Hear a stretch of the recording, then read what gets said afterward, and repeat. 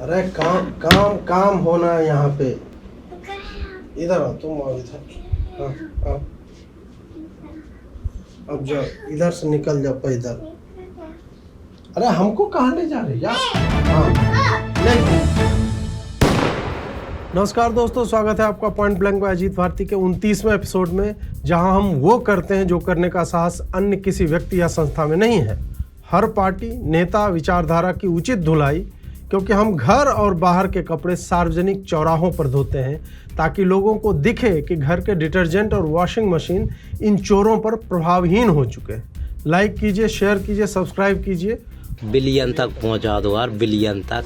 राहुल गांधी जी लापता लेडीज हो गए। 24 दिवस बीत चुके हैं और किसी को पता नहीं कि किस देश से भारत में लोकतंत्र स्थापित करवाने के लिए आजकल वो प्रयासरत है। भाजपा एकदम उग्र हो चुकी है कि एलओपी का लोप हो गया। जिसका नाम ही एलओपी हो उसका लोप नहीं होगा तो क्या प्राकट्य होगा।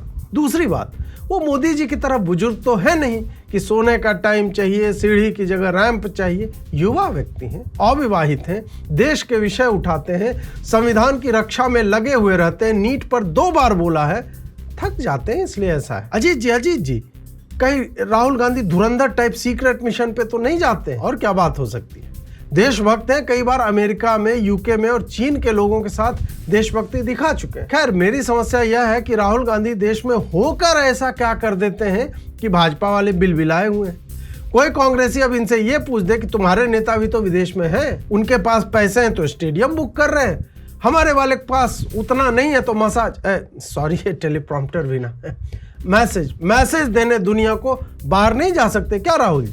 सही बात। राहुल गांधी जी आज के समय में सबसे बड़े विचारक हैं, दार्शनिक हैं। ऐसा सुप्रिया श्रीनेट और पवन खेड़ा जी मानते हैं। इसलिए वो दुनिया के हैं, भारत मात्र के नहीं है। उनको कई जगह के कॉलेज की कैंटीन आदि से न्योता आता रहता है स्पीच देने के लिए। मोदी को क्या आता है? कुछ नहीं। डिग्री नकली है, समुद्र में सूट पहन करके कूदता है, वैष्णो देवी पैदल चढ़ नहीं सकता, सीढ़ी पे चढ़ते हैं तो गिर जाते हैं, डिंपल आज तक नहीं बने उनके। ऐसा पीएम चाहिए क्या देश को? देश को जन जी पीएम चाहिए राहुल बाबा। जी राहुल बाबा 60 के होने वाले हैं। अरे जब तक ब्याह नहीं होता आदमी का 22 वर्ष का ही रहता है। क्लीन शेव कर लेते हैं राहुल जी तो 12 के लगते हैं।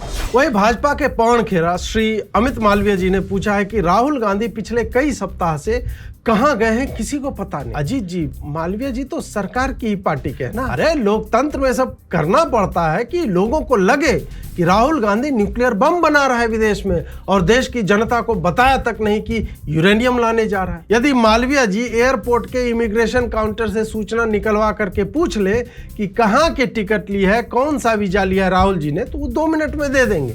अब ये बात लोगों को बताई जाए तो वो मजा कहाँ आएगा जो कॉन्स्पिरेसी में है कि ये कहाँ गया है। एक्स पर आकर इस सूचना की क्राउड सोर्सिंग चल रही है कि भाई कोई जानता है तो बता दो राहुल गांधी कहाँ है।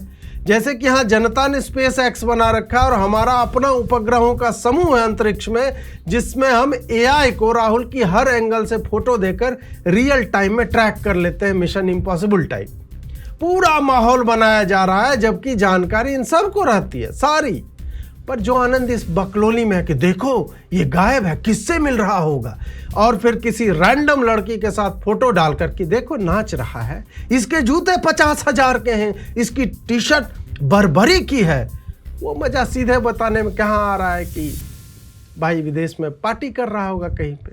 भारत सरकार में एक्सप्रेसवे का जायजा हवाई रूप में लिया जा रहा है। सामान्यतः हवाई दौरा बाढ़ आदि के समय होते हैं जब आप भूमि पर उतर नहीं सकते, सड़कें टूट जाए, जलमग्न हो जाए सब। लेकिन गडकरी जी की पिछली सड़क यात्रा में पता चला कि एक साइड की सड़क बनवा दी थी और दूसरी साइड छोड़ दी थी और भास्कर वाले उनके पीछे पड़ गए। उन्होंने सोचा सड़क का झंझट ही समाप्त करो, हेलीकॉप्टर्स चलते हैं। लेकिन इसमें आनंद नहीं हुआ गडकरी जी। आपको 2 सीटर रफेल में आना चाहिए था और बीच में धम्म से उतार देते कि देखो फाइटर तक उतर जाता है, गड्ढा नहीं हुआ।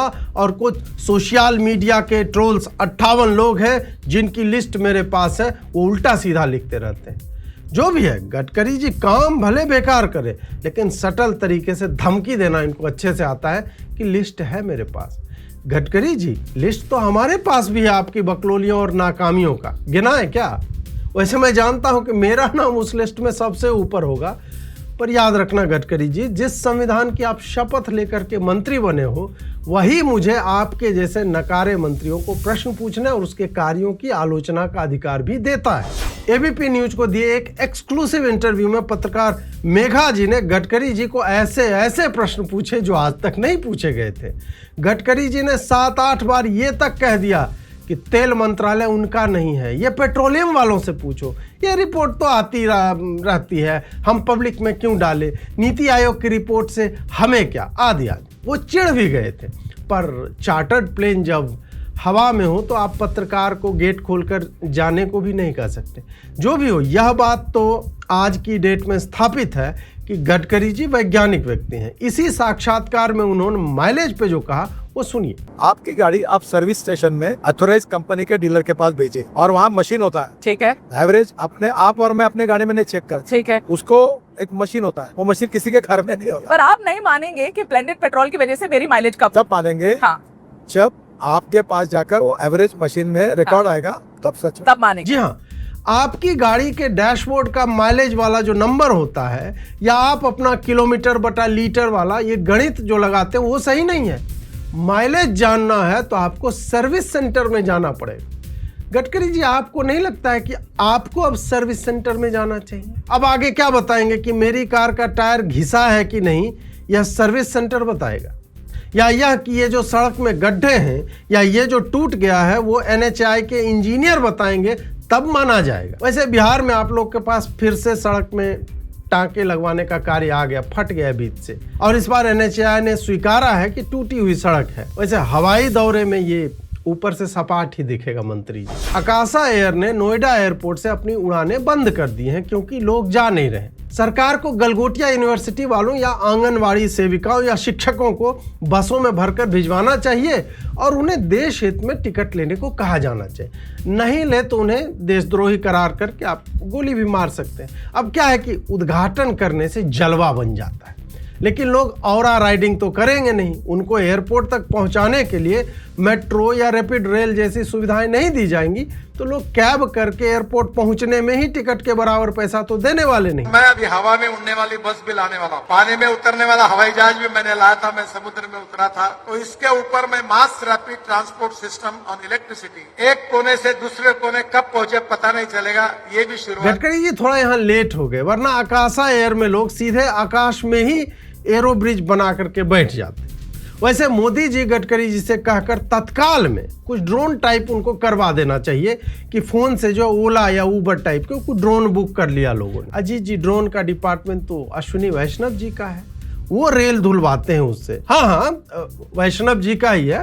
वैसे उनका जो दूसरा डिपार्टमेंट है डिजिटल मीडिया वाला MEITY, उसमें तो यूट्यूब एक दिन में 18 वीडियो पे स्ट्राइक दे देता है कि पैसे नहीं मिलेंगे इससे। बाकी राइट विंग के यूट्यूबर भी प्रताड़ित हैं और उनको कहा जाता है पैसे नहीं मिले। अजीत जी, आप सरकार पे बोलते भी तो बहुत ज्यादा है, तो क्या करूं, चार्टर्ड फ्लाइट लेकर साला ऑस्ट्रेलिया चला जाऊं, मोदी मोदी मोदी मोदी ये कर। नहीं अजीत, आप एक बार मिल लीजिए ना सरकार से जाकर। 30 मिनट दूर ही रहते हैं सब लोग, थोड़ा गिड़गिड़ाने से यदि काम हो जाए तो, मतलब बुरा मत मानिएगा, लोग तो भारत मंडपम में काजू खा ही रहे हैं और राम मंदिर उद्घाटन में जा ही रहे हैं। क्या पता अश्विनी जी आपका वेट कर रहे हैं और आप यहाँ ईगो पर लिए बैठे हैं कि चाहे जो हो जाए। अरे कब तक QR कोड लगा करके याचक वृत्ति और ब्राह्मण भाव से 100-200 जो लेते रहिएगा? बड़ा हाथ मारिए, जय जयकार कीजिए और रेंट वाले स्टूडियो से बाहर निकलिए, जाइए जाकर दे दीजिए अपनी। बस कर भाई, वो नहीं दे सकता मैं। वैसे इस भावी विधायक महोदय को बस कर देना चाहिए था थोड़ा सा। सुनिए, मैंने चुनाव लड़वाया है और मैंने नितिन भैया को ही चुनाव लड़वाया, विधायक के जीते हैं बांकीपुर से, उनके लिए मैंने सेवा किया, उनके लिए कार्य किया, उनके द्वारा जो सिखाया गया जो कार्य है मैंने कार्य कर करके उनको आज राष्ट्रीय अध्यक्ष बने हैं हम लोग के, और काम करते हुए मैंने उनको आगे बढ़ाया है। मैं बेकार का नितिन नवीन जी को राज्यसभा के लिए ट्रोल करता रहता हूँ, असली आदमी तो ये है, बिहार का है, मुझे पता ही नहीं था। मुझे इनसे ही संपर्क साधना चाहिए जिन्होंने नितिन भैया को राष्ट्रीय अध्यक्ष बनवा दिया है, उनको चुनाव लड़वाया है, जितवाया है। बिहार में पकड़वा ब्याह बहुत होता है जिसमें एक लड़की के लिए एक साथ 2-3 लड़के उठाए जाते हैं कि पहले वाला यदि भाग भी गया तो दूसरा रेडी रहे, दूसरा भी भाग गया तो तीसरा, पर विवाह तो उसी मुहूर्त में होगा बिटिया का। इस बार भाजपा में पकड़वा प्रत्याशी चल रहा है। पहला तो भाग गया, अब नया आया है, उसको समझ ही में नहीं आ रहा है कि वो विधायक बनेगा। वैसे सम्राट चौधरी जहां मुख्यमंत्री वहां नीरज भाई विधायक नहीं बनेंगे तो और कौन बनेगा। बनारस से एक समाचार आया कि वहां पुरुषों को लड़कियों का समूह गैंग बना करके छेड़ता है। हम लोग इतना अपने आप को सेफ्टी महसूस कर रहे हैं, पुरुष के ऊपर हम लोग चढ़ के बात करते हैं। अबे माधव, अब समझा मोदी जी इसी कारण आजकल तमिल समागम आदि करते हुए काशी कम जा रहे हैं। नहीं जीजू, तो तमिलनाडु चुनाव हो गया इसलिए बंद कर दिया है और तमिलनाडु ने उनको जो जवाब दिया है कहीं सेंगोल पुरानी लोकसभा में न लगवा दे। खैर, यह समाचार सुनकर हमारे कई दर्शकों ने उस थाना क्षेत्र का पता मांगा है ताकि उन्हें यह अनुभव मिल सके कि लगता कैसा है छेड़ना लड़कियों से। शुभेंदु अधिकारी ने 14 पुराने जूट मिलों को वापस खोलने की घोषणा की है। वामपंथियों में इस समाचार से प्रसन्नता की लहर दौड़ गई। प्रातः स्मरणीय श्री अजीत भारती जी, वामपंथी काहे खुश होंगे? वो तो यूनियनबाजी करके बंद करवा के पूरा बंगाल बर्बाद कर, समझे नहीं? वो लोग अब झंडा लेकर के फिर से यूनियनबाजी कर पाएंगे। यानी शुभेंदु अधिकारी जी ने 2 तरह के जॉब क्रिएट कर दिए। महुआ जी चाहे तो कह सकते हैं कि ये बंगाल की संस्कृति के खिलाफ है। लोग आराम से घर में माचेर झोल खा करके सो रहे थे, अब उनको काम करने को मजबूर किया जा रहा है। वहीं अभिषेक बनर्जी ने स्वयं के लिए जूट मिल में कार्य करने का अनुभव दिखाने के लिए फर्जी सर्टिफिकेट बनवाने के लिए बिहार के उचित लोगों से संपर्क साधा है, जिन्होंने हमारे, खैर रहने दीजिए, एक और एफआईआर हो जाएगा।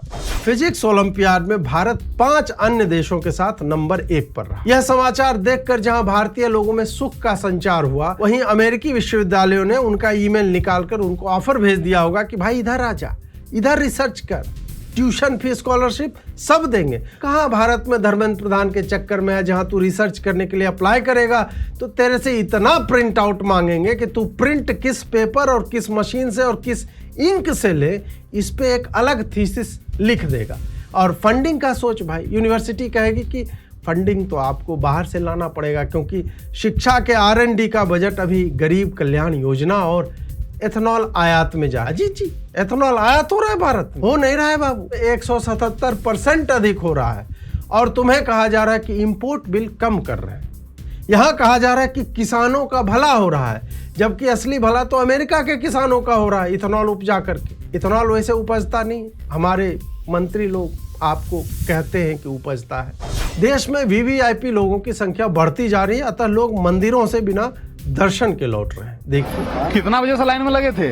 6 बजे से भैया, 6 बजे से। नीचे वीआईपी खाली पैसा लेके 300 रुपया से छोड़ा जा रहा है। अच्छा, वो लोग इम्पोर्टेंट है बाबा के लिए, हम लोग भक्त नहीं है। कहाँ से आए थे?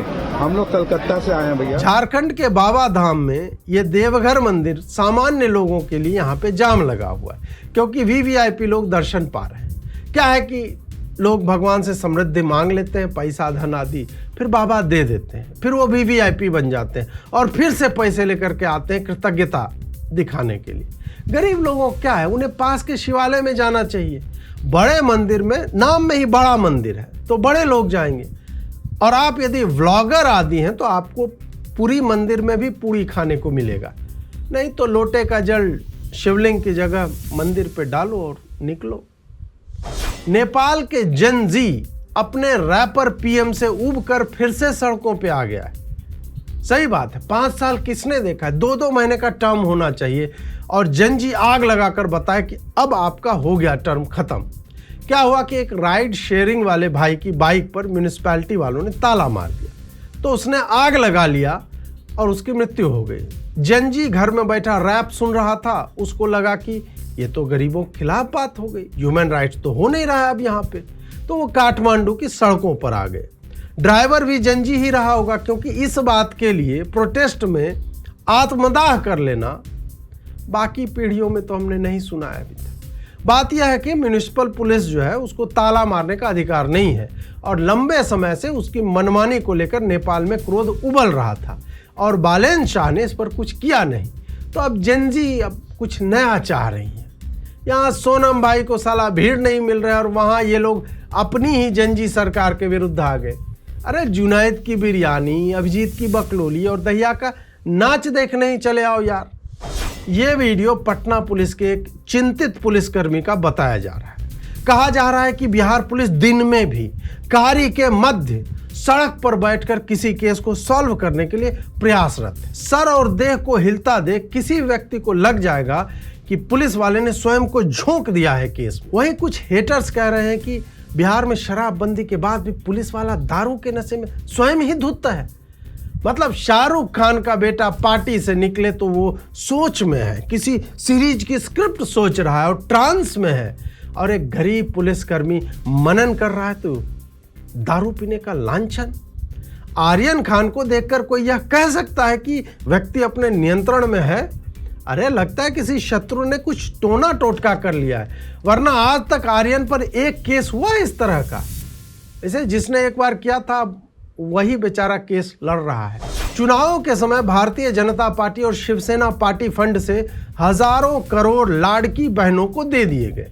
बाद में पता चला कि इसमें 92 लाख अयोग्य। अजी जी, पार्टी फंड से नहीं, सरकार के कोष से दिया गया था। ये देखिए रिपोर्ट है। अरे नहीं, देवेंद्र फडणवीस और एकनाथ शिंदे जी को मोदी जी ऐसा नहीं करने देंगे यार कि चुनाव जीतने के लिए उस समय सबको पैसे दे दो, योग्यता मत दे। नहीं अजीत जी, कैग की रिपोर्ट और RTI से पता चला। आप कैसे दो कौड़ी पत्रकार हैं यार, आपको विश्वास नहीं हो रहा? विश्वास हो रहा है और मैंने पढ़ा भी है, लेकिन क्या है ना, महाराष्ट्र का अपमान नहीं कर सकते, वरना फडणवीस जी ने कहा है कि एक एक को देख लूंगा। वैसे ही 6 राज्यों में 7 FIR है, मैं हर स्टेट में पंगे नहीं कर सकता ना। जय महाराष्ट्र बोलो और देखो कि सरकार का पैसा है, सरकार ने बांट दिया, तुम्हारी जेब से थोड़ा लिया था। तेलंगाना हाईकोर्ट ने कहा है कि अपनी पत्नी या पति का फोन रिकॉर्ड करके उनके व्यभिचार का साक्ष्य देना आरोपित के निजता के अधिकारों का हनन है। आप उसे प्रमाण के रूप में नहीं दे सकते। बिल्कुल, जब पति या पत्नी विवाहेतर संबंध बना रहे हों तो उस समय उनसे पूछना चाहिए कि रिकॉर्ड कर रहा हूं, कंसेंट है जी आपका। जज लोग वैसे तो लिखित विधि विधान के परे जाकर ज्ञान देते हैं कि हर पापी का एक भविष्य होता है, और यहाँ लकीर के फकीर बन रहे हैं कि प्राइवेसी का अधिकार है। यानी कि आपको पता है कि पत्नी या पति होटल में जाते हैं, अपने प्रेमी से मिलते हैं, पर आप कॉल रिकॉर्ड नहीं कर सकते, उसका फोन नहीं ले सकते क्योंकि वह क्रूरता में आता है। तेलंगाना हाईकोर्ट ने सुप्रीम कोर्ट के निर्णय को भी भुला दिया, जिसमें कहा गया है कि यदि विवाह उस स्थिति में पहुंच गया है जहां फेयर ट्रायल के लिए जासूसी से साक्ष्य जुटाने पड़ रहे हों तो उस स्थिति में यह साक्ष्य मान्य होगा। पर क्या है कि जज साहब उतना ही सुनते हैं जितना एक पक्ष का वकील कहता है उनसे। ये दे देना मादर। भारतीय रेल से 104 करोड़ के चादर और तकिए चुराए गए, और ये सब AC कोच से हुआ। यानी आप गरीबों पे ये अपराध नहीं डाल सकते। ये मामला भीतर से एक समाज के चोर हो जाने का है जो सोचता है कि ये चादर तो उसी की संपत्ति है। लगभग 1 करोड़ चादरों और उसके अलावा तकिया का जो खोला होता है उसका और तौलिए की चोरी हुई है। ये वो चादर है जिन्होंने संभवतः किसी का हनीमून सहा होगा, किसी जोड़े के चलायमान चुंबनों को छुपाने का साक्षी रहा होगा, किसी नवयुवक के प्रेम रस से सिक्त होगा। प्रेम रस अजीत जी, अधिक मत सोचो, आगे बढ़ो। क्या है कि जब ट्रेन लेट होगी, टिकट कटवाने में लोगों की फटके हाथ में आ जाएगी तो बदला तो निकालेंगे ही कहीं। अजीत जी, आप जस्टिफाई कर रहे हैं इसे? नहीं, मैं समाज की चिरकुटाई पर क्रूर हास्य कर रहा हूँ। कैसा लगा आपको यह एपिसोड? दोबारा भी देख सकते हैं और लोगों को दिखा भी सकते हैं। बाकी लाइक शेयर का तो आपको पता ही है, सब्सक्राइब कीजिए क्योंकि मोदी जी मेरे चैनल का प्रमोशन स्वयं करते हैं। बिलियन तक पहुंचा दो यार, बिलियन तक। और इस बार के बेस्ट कमेंट के विजेता ओंकार जी हैं, उनसे हम शीघ्र ही संपर्क करेंगे।